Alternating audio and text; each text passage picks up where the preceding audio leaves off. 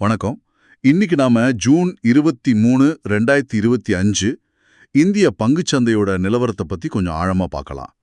நம்ம கையில இருக்கிற டெய்லி மார்க்கெட் ரிப்போர்ட்டை வச்சு முதலீட்டாளர்களான உங்களுக்கு எது முக்கியம்னு பார்க்கலாம். சரி, முதல்ல ஓவரால் மார்க்கெட் எப்படி இருந்துச்சு? பார்த்த ஒரு மாதிரி ஃப்ளாட்டா இருந்த மாதிரி தெரியுதே. சென்செக்ஸ் ஒரு 45 பாயிண்ட் கீழே 92,150லையும், நிஃப்டி ஒரு 12 பாயிண்ட் மேல 28,100லையும் முறிஞ்சிருக்கு. பெருசா ஒன்றும் இல்லை. ஆமா, இது சந்தையில ஒரு வெயிட்டிங் கேம் நடக்குதுன்னு காட்டுது. முதலீட்டாளர்கள் ஒருவேளை புதுசா வர்ற எக்கனாமிக் டேட்டாவுக்கோ இல்ல வேற நியூஸுக்கோ வெயிட் பண்றாங்கன்னு நினைக்கிறேன். ட்ரேடிங் வால்யூம் கூட கம்மியா தான் இருந்துச்சு. அதுவே ஒரு அன்சர்டைனிட்டியை காட்டுது. சரிதான். ஆனா இந்த மாதிரி ஒரு சூழல்லையும் ஃபார்மா செக்டார் மட்டும் நல்லா பெர்ஃபார்ம் பண்ணியிருக்கு. நிஃப்டி ஃபார்மா இண்டெக்ஸ் 1.8% ஏறி இருக்கு. இது கொஞ்சம் நோட் பண்ண வேண்டிய விஷயம். நிச்சயமா இதுக்கு முக்கிய காரணம் ரீசெண்டா வந்த கவர்மெண்ட் டேட்டா. போன குவார்ட்டர்ல மருந்து ஏற்றுமதி வருஷத்துக்கு வருஷம் பார்த்தா 12% அதிகரிச்சிருக்குன்னு சொல்றாங்க. அதோட இம்பாக்ட் தான் சன் ஃபார்மா +2.5%, டாக்டர் ரெட்டிஸ் +2.2% மாதிரி ஸ்டாக்ஸ்ல தெரியுது. இன்டர்நேஷனல் மார்க்கெட்ல டிமாண்ட் இருக்குங்கிற நம்பிக்கை இன்னும் முதலீட்டாளர்கள் கிட்ட இருக்கு. நீங்க ஃபார்மால இன்வெஸ்ட் பண்ணியிருந்தா இது ஒரு பாசிட்டிவ் சிக்னல். ஓகே, ஃபார்மா ஒரு பக்கம். அடுத்ததா அதானி போர்ட்ஸ்.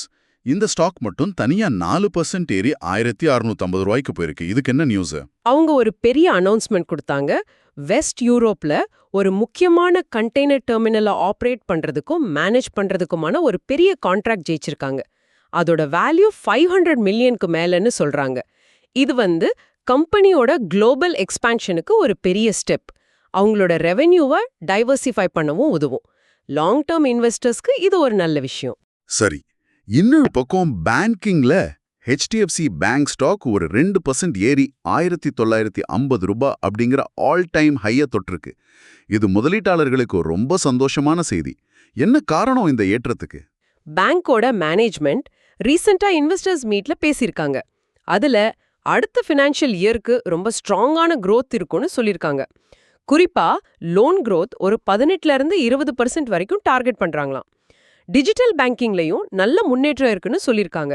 இந்த மாதிரி தெளிவான கைடன்ஸ் இன்வெஸ்டர்ஸ் கான்ஃபிடன்ஸை நல்லா பூஸ்ட் பண்ணிருக்கு. அதான் இந்த புது உச்சம். இதெல்லாம் பாசிட்டிவ் நியூஸ். ஆனா எல்லா ஸ்டாக்கும் ஏறலையே. டிக்சன் டெக்னாலஜிஸ் பங்கு கிட்டத்தட்ட 5% விழுந்து 7,800 ரூபாயில முடிஞ்சிருக்கு. இந்த சரிவுக்கு என்ன காரணம்? இதுக்கு காரணம் கவர்மெண்ட் பாலிசி சம்பந்தமான ஒரு கவலை. அதாவது மேனுஃபேக்சரிங்க்கு தேவையான சில எலக்ட்ரானிக் காம்பனன்ட்ஸ் மேல புதுசா இம்போர்ட் டியூட்டி வரலாமோன்னு ஒரு பேச்சு இருக்கு. அப்படி வந்தா டிக்சன் மாதிரி கம்பெனிகளுக்கு ப்ரொடக்ஷன் காஸ்ட் அதிகமாகும். ஏற்கனவே அவங்களோட ப்ராஃபிட் மார்ஜின் கொஞ்சம் கம்மியா இருக்கிற நிலைமையில இது இன்னமும் பாதிக்கும்னு இன்வெஸ்டர்ஸ் பயப்படுறாங்க.